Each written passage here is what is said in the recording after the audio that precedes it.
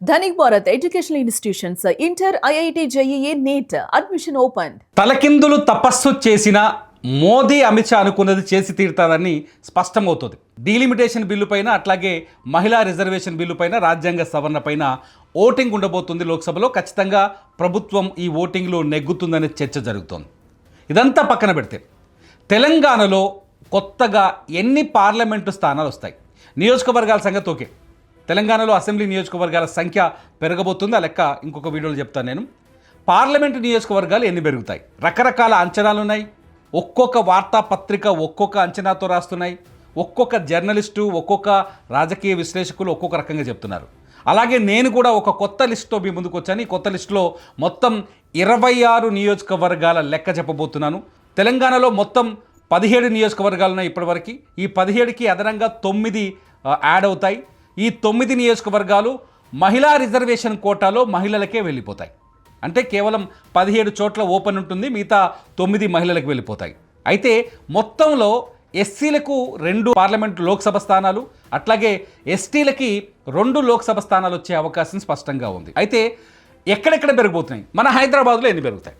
హైదరాబాదులో గతంలో ఎప్పుడూ లేని విధంగా 3 కొత్త లోక్సభ సీట్లు వచ్చే అవకాశం స్పష్టంగా కనిపిస్తుంది. హైదరాబాద్లో ఇప్పటివరకు హైదరాబాద్, సికింద్రాబాద్, మల్కాజ్గిరి 3 పార్లమెంట్ నియోజకవర్గాలు ఉన్నాయి. రంగారెడ్డిని కూడా కలుపుకుంటే చేవెళ్ళే నియోజకవర్గం ఉంది. కానీ ఓన్లీ హైదరాబాద్ వరకు తీసుకుంటే కొత్తగా వచ్చే నియోజకవర్గాలు, వాటి పేర్లు కూడా నేను అనౌన్స్ చేస్తాను. ఫైనల్ కాదు, ఇది ఒక అంచనా. హైదరాబాద్లో మల్కాజ్గిరి అతిపెద్ద నియోజకవర్గం. మొత్తం భారతదేశంలో అత్యధికంగా ఓటర్లు ఉన్న నియోజకవర్గం ఏదైనా ఉంది అంటే అది మల్కాజ్గిరి. నెంబర్ 1, 1వ ర్యాంకులో ఉంటుంది జనాభాలో. సో మల్కాజ్గిరి నియోజకవర్గం అలాగే ఉంటుంది.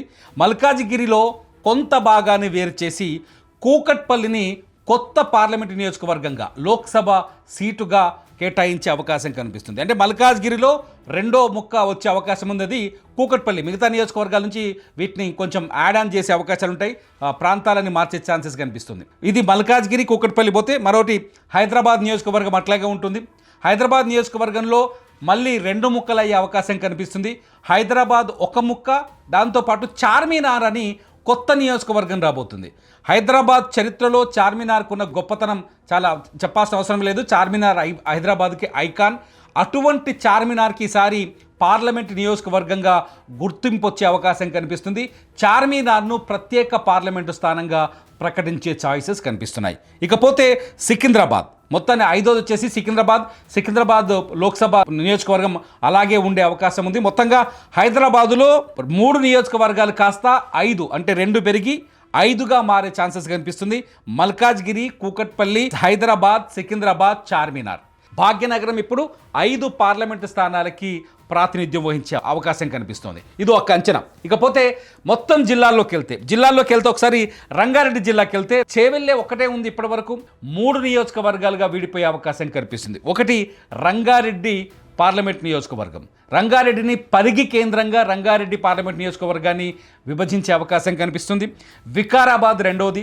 వికారాబాద్ చాలా పెద్ద సిటీగా అవతరించింది. అక్కడ రియల్ ఎస్టేట్ పెరిగింది, జనాభా పెరిగింది, ఇతర రాష్ట్రాల నుంచి వలసలు ఉన్నాయి. అక్కడ బిజినెస్ చాలా స్పష్టంగా కనిపిస్తుంది. మంచి టూరిజం ప్లేస్గా కూడా గుర్తింపు ఉంది.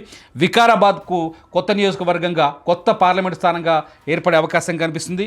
ఆ తర్వాత చేవెళ్ళ యథావిధిగా నగర శివారికి ఆనుకొని ఉన్న చేవెళ్ళ నియోజకవర్గం యథావిధిగా ఉండే అవకాశం కనిపిస్తుంది. అంటే ఒక్క చేవెళ్ళ నుంచి 2 అదనంగా కొత్త నియోజకవర్గాలు వచ్చే అవకాశం కనిపిస్తుంది. ఇక ఉమ్మడి నల్గొండ జిల్లాకు వచ్చేసరికి కొంత మార్పులు స్పష్టంగా కనిపిస్తున్నాయి. ఉమ్మడి నల్గొండ జిల్లాలో ఇప్పటివరకు కేవలం నల్లగొండ పార్లమెంట్ నియోజకవర్గం ఒకటి ఉంది. ఇకపోతే యాదాద్రి భువనగిరి పార్లమెంట్ నియోజకవర్గం ఒకటి ఉంది.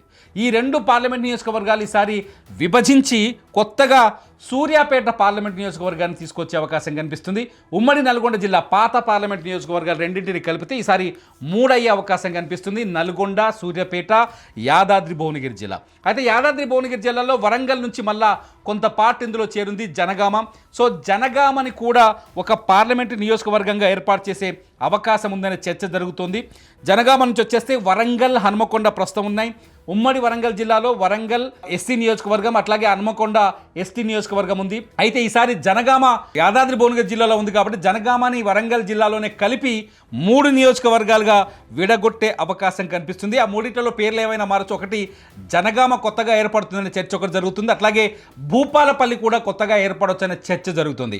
అయితే మొత్తంగా అయితే 3 నియోజకవర్గాలు అవుతాయి. ఇది జనగామ అవుతుందా భూపాలపల్లి అవుతుందా అనే చర్చ చెప్పలేని పరిస్థితిలో ఉంది. అయితే వరంగల్ అర్బన్, వరంగల్ రూరల్ అని మా పేర్లు కూడా మారే అవకాశం ఉన్నట్టుగా తెలుస్తుంది. మొత్తానికి వరంగల్ మీద చాలా చర్చ జరుగుతుంది. ప్రస్తుతానికైతే ఒక లెక్క చెప్తాను. మొత్తం తెలంగాణలో ఆదిలాబాద్ జిల్లాలో ఆదిలాబాద్, మంచిర్యాల 2 పార్లమెంట్ నియోజకవర్గాలు వచ్చే అవకాశం కనిపిస్తుంది. నిజామాబాద్లో ఇప్పటి వరకు 2 నియోజకవర్గాలు ఉన్నాయి, జహీరాబాద్, నిజామాబాద్. అయితే ఈసారి జహీరాబాద్ని సంగారెడ్డి వైపు మలిపి సంగారెడ్డిగా క్రియేట్ చేసి నిజామాబాద్లో కామారెడ్డి, నిజామాబాద్ అని కొత్త నియోజకవర్గాలు తీసుకొచ్చే అవకాశం కనిపిస్తుంది. అంతేకాదు పెద్దపల్లి నియోజకవర్గాన్ని, అంటే నిజామాబాద్ నుంచి జగిత్యాలని విడదీసి పెద్దపల్లి నియోజకవర్గం ఉంది, ఇప్పటికే పెద్దపల్లి ఎంపీ స్థానం ఉంది, దాన్ని జగిత్యాల కింద మార్చే ఛాన్సెస్ కనిపిస్తున్నాయి. జగిత్యాల కొత్త నియోజకవర్గంగా ఏర్పడే అవకాశం కనిపిస్తుంది. ఇక ఖమ్మంకి వెళ్తే ఖమ్మంలో భద్రాచలం, కొత్తగూడెం భద్రాచలం నియోజకవర్గం ఉంది. అక్కడ మళ్ళీ ఖమ్మం, కొత్తగూడెం, భద్రాచలం నియోజకవర్గం యథావిధిగా ఉండే అవకాశం కనిపిస్తుంది. మెదక్లోకి వచ్చేసరికి సంగారెడ్డి, మెదక్ కనిపిస్తుంది. ఒకసారి మొత్తంగా టోటల్ డేటా చదువుతాను. ఆ 26 నియోజకవర్గాల మీ ఊరు పేరుంది ఒకసారి చెక్ చేసుకోండి. కొత్తగా తెలంగాణలో ఏర్పడబోయే నియోజకవర్గాల పేర్లు కొన్ని నా దగ్గర ఉన్నాయి. ఆ కొత్త పేర్లను మీకు చదివి వినిపించే ప్రయత్నం చేస్తాను. మొట్టమొదటిది ఆదిలాబాద్, మంచిర్యాల, నిజామాబాద్, జగిత్యాల లేదా పెద్దపల్లి, కొత్తగూడెం లేదా భద్రాచలం, వరంగల్, హనుమకొండ, కరీంనగర్, కామారెడ్డి, సంగారెడ్డి, మెదక్, భువనగిరి, మల్కాజిగిరి, కూకట్పల్లి లేదా శేరిలింగంపల్లి, హైదరాబాద్, సికింద్రాబాద్, చార్మినార్, రంగారెడ్డి లేదా పరిగి, వికారాబాద్, చేవెళ్ళే, మహబూబ్ నగర్, నాగర్ కర్నూల్, సూర్యాపేట, నల్గొండ, ఖమ్మం, కొడంగల్. మహబూబాద్లో కొత్తగా ముఖ్యమంత్రి రేవంత్ రెడ్డి అసెంబ్లీకి ప్రాతినిధ్యం వహిస్తున్న కొడంగల్ కూడా ఈసారి ఎంపీ స్థానంగా ఏర్పడే అవకాశం కనిపిస్తుంది. కొత్తగా వచ్చే నియోజకవర్గాలు, అంచనాలో ఉన్న నియోజకవర్గాల పేర్లు ఒకసారి మళ్ళీ రిపీట్ చేస్తాను.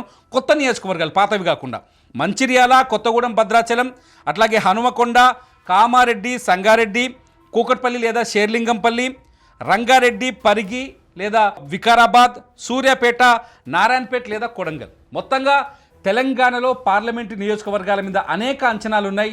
మీరు ఇప్పుడు నేను చెప్పిన పేర్లలో ఉన్న మీ ప్రాంతాన్ని పార్లమెంటు నియోజకవర్గంగా మార్చాలని మీరు కోరుకుంటున్నారా? మార్చడానికి ఏమైనా ప్రయత్నాలు జరుగుతున్నాయని అనుకుంటున్నారా? మారితే ఎందుకు మార్చాలి? మీ అభిప్రాయాలని, మీ ప్రాంతానికి ఉన్న విశిష్టతని ఈ వీడియో కింద కామెంట్ చేయండి. మీ కామెంట్ సరిగ్గా ఉంటే, సూచనప్రాయంగా ఉంటే నేను